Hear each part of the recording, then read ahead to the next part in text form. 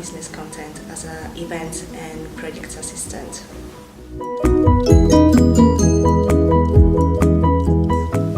For me, I would say the best part is being part of big events in London, for example, like biggest exhibitions with companies like Google, Microsoft, and just feel the environment with those companies and just getting the on-set experience.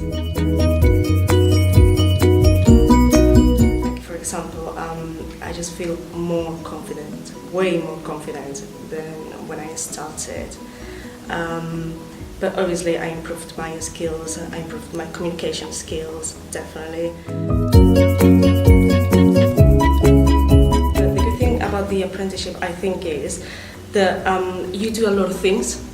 So when you finish, at least the way I feel is like that I'm able now to do different things. Like I feel that I can work in marketing, in advertising, in production, not only in events, but also in film, TV, theatre. But I just feel confident about that I'm going somewhere.